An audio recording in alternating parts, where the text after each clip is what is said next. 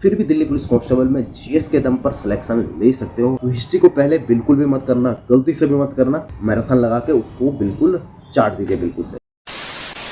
Hello दोस्तों, जय हिंद। कैसे हो आप सभी लोग। उम्मीद आपकी जो दिल्ली पुलिस की तैयारी है बहुत अच्छी चल रही होगी और आप अपनी तैयारी बहुत ही बढ़िया से कर रहे होंगे, पढ़ाई में फुल एफर्ट डाल रहे होंगे और बढ़िया से तैयारी कर रहे होंगे। तो आज की वीडियो में हम बात करने वाले हैं दिल्ली पुलिस कांस्टेबल के लिए जीएस की तैयारी कैसे करें, कोर्स लें या फिर बिना कोर्स की तैयारी करें, कैसे आप तैयारी कर सकते हैं। तो इस वीडियो में बात करने वाले हैं स्पेशली जीएस के लिए। तो दोस्तों, आप जानते हो कि दिल्ली पुलिस कांस्टेबल का जो सिलेबस है उसमें 50% जीएस है। तो अगर आप जीएस में बढ़िया स्कोर कर लेते हो और अगर आपका मैथ्स या रीजनिंग में या फिर कंप्यूटर में थोड़ा सा मार्क्स कम भी आते हैं तो आप फिर भी दिल्ली पुलिस कांस्टेबल में जीएस के दम पर सिलेक्शन ले सकते हो। अगर आपने जीएस में 35 नंबर का स्कोर कर दिया या फिर 30 नंबर का स्कोर कर दिया तो आप एक बहुत ही बढ़िया लेवल पर पहुंच जाओगे और सिलेक्शन के और ज़्यादा नज़दीक आप पहुंच सकते हो। तो आपको ऐसा क्या करना है जीएस में कि आप जीएस में ज़्यादा से ज़्यादा स्कोर कर पाओ। तो इस वीडियो में हम यही बात करने वाले हैं। तो सबसे पहले बात करते हैं कि जीएस में कितना परसेंट क्या आता है। ठीक है, तो दोस्तों सबसे पहले तो आता है स्टैटिक जीके आता है, पॉलिटी आती है, इकोनॉमिक्स आती है, हिस्ट्री आती है, ज्योग्राफी आती है और साइंस आती है। मैं आपको बताऊंगा कि जो मोस्ट इंपॉर्टेंट सब्जेक्ट है वो आपको पहले करने हैं और आप फिर भी आप बढ़िया स्कोर कैसे कर सकते हो।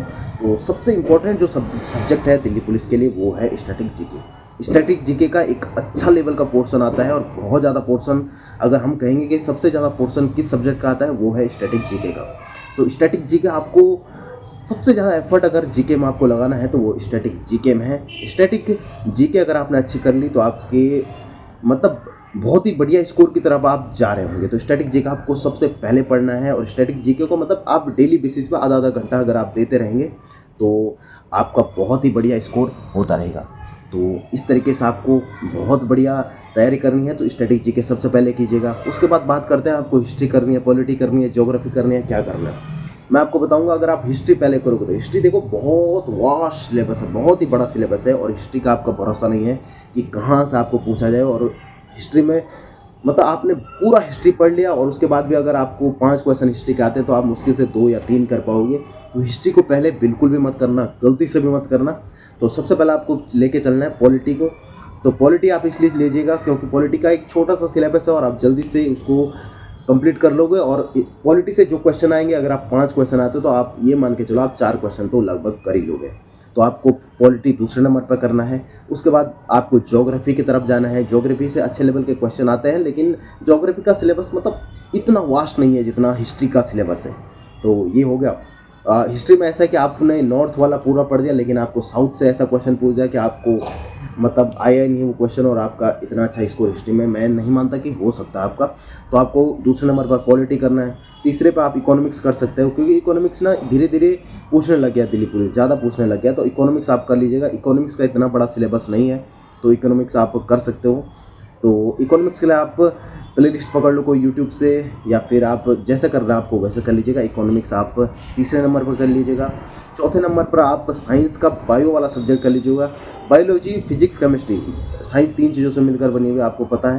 तो फिजिक्स हो गया और केमिस्ट्री हो गया, इनको बाद में कर लीजिएगा। अगर आपके पास टाइम नहीं है तो इन दोनों को नहीं भी कीजिएगा तो कोई फ़र्क ज़्यादा नहीं पड़ेगा। आपको मेन बायोलॉजी को हर हाल में करना है कंप्लीट और उसके बाद हिस्ट्री आपको लास्ट में रखना है। हिस्ट्री से पहले आपको करंट अफेयर पर ध्यान देना है। वीकली करंट अफेयर कीजिएगा और वीकली के बाद लास्ट में एक मैराथन जरूर से लगाना। जैसे ही आपका एग्जाम आने वाला होगा उससे 1 महीने पहले आप एक मैराथन लगा के उसको बिल्कुल चाट दीजिए बिल्कुल से। ठीक है, तो जैसे मैराथन की बात करें तो आप उत्कर्ष क्लासेस मैराथन कराता है और भी बहुत सारे चैनल है जो मैराथन कराते हैं, तो वो मैराथन आप कर लीजिए। तो ये हो गया आपका करंट अफेयर का। और लास्ट में अगर हिस्ट्री आपको करनी है तो हिस्ट्री कर लीजिए लास्ट में अगर आपके पास टाइम बचता है तो ये सब चीज़ें होगी। आपको ये सब मिला के आपको अपना जीएस में अगर आपने ये सारी चीज़ें कर ली, हर जो आपका सब्जेक्ट है उसको 3 या 4 बार आपको रिवाइज जरूर से करना है मिनिमम। और ज़्यादा बार हो सकता है तो और भी बढ़िया, लेकिन इतनी बार आपको जो सिलेबस है उसको रिवाइज करना ही करना है और ज़्यादा से ज़्यादा आपको मॉक लगाना है जीएस के। तो तब जाके आपका जो जीएस में है उसमें बहुत ही अच्छे लेवल का आपका जो है वो स्कोर हो पाएगा। तो आपको ये सारी चीज़ें फॉलो ज़रूर से करनी है। और जो किरण पब्लिकेशन की जो बुक हैं प्रीवियस ईयर वाली, उनको आप ले सकते हो। वहाँ से आप क्या हो सकता है आपके जो प्रीवियस ईयर एसएससी के क्वेश्चन है उनको कर सकते हो डेली बेसिस पर। आपने जैसे 50 क्वेश्चन उठाए, 100 क्वेश्चन उठाए, तो आपके जो क्वेश्चन है वो बहुत ज़्यादा तैयार हो जाएंगे। और RWA वाले बुक है, बहुत सारी बुक हैं ऐसी जिनमें कि आप मतलब बहुत अच्छे लेवल का जो प्रीवियस ईयर है वो तैयार कर सकते हो।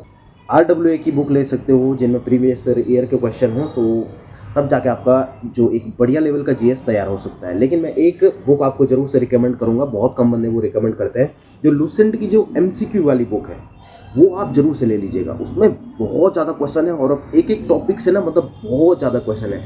अगर आप माना बात तुगलक वंश पढ़ रहे हो तो तुगलक वंश का एक अलग ही MCQ है, तो उससे आपका क्या हो, तुगलक वंश बिल्कुल डेफिनेटली आपको याद हो जाएगा। आपको सब पता चल जाएगा ये क्वेश्चन कब पूछा गया है, कब पूछा गया है और किस एग्जाम में पूछा गया।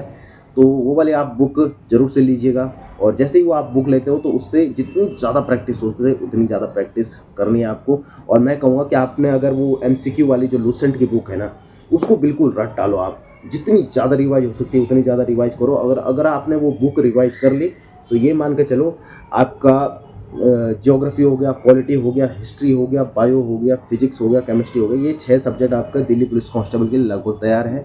बस आपको स्टैटिक पे काम करना है उसके बाद। तो ये सारी चीज़ आपको फॉलो करनी है। उसके बाद बात करते हैं मॉक की। और मॉक आपको टेक्स्ट बुक से दे सकते हैं या फिर कोई बुक ले सकते हैं मॉक के लिए। और उसके अलावा हम बात करते हैं इसके बाद कि प्लेलिस्ट से आपको करना है, यूट्यूब से आपको करना है, कोर्स आपको लेना है। देखो, कोर्स से आपके पास एक डिसिप्लिन आता है। अगर आप कोर्स लेना चाहो तो कोर्स ले सकते हो। मैं रिकमेंड करूंगा कि खान सर का कोर्स ले लो, क्योंकि मैंने खुद खान सर से पढ़ा था, तो इसलिए मुझे ये बताने में मतलब बढ़िया लगता है हर बंदे को कि खान सर से पढ़ो। क्योंकि जो लो लेवल का IQ वाला बंदा है वो भी खान सर से बढ़िया कर लेता है जीएस को, और जो हाई लेवल का IQ वाला बंदा है वो काफ़ी जल्दी कर लेता है खान सर के कोर्स को। तो मतलब दोनों बंदों के लिए फ़ायदा है, हिंदी मीडियम हो या इंग्लिश मीडियम हो, दोनों के लिए मतलब खान सर का कोर्स बेस्ट है। और अगर हिंदी मीडियम के आप बंदे हो तो आपके लिए मतलब रामबाण है भाई। आपके लिए तो खान सर का कोर्स जो है रामबाण है। आप किसी से भी पढ़ लो, ऐसा मैं फोर्स नहीं कर रहा हूँ कि खान सर से पढ़ो, लेकिन खान सर मेरे हिसाब से बेस्ट टीचर हैं जीएस के।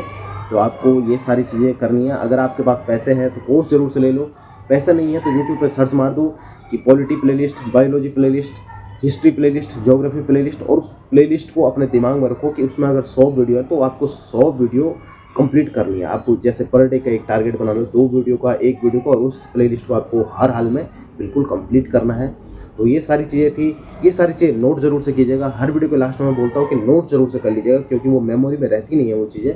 और आप जो चीज़ें मैं कहता हूँ या फिर जो कोई भी आप बंदे की वीडियो देखते हो, आप वो चीज़ें फॉलो नहीं कर पाते हो, बस वो एक कान से गई और दूसरे कान से निकल जाती है। तो ये सारी चीज़ें आपको फॉलो करनी है, आपकी जीएस में ज़रूर से स्कोर इंक्रीज़ होगा।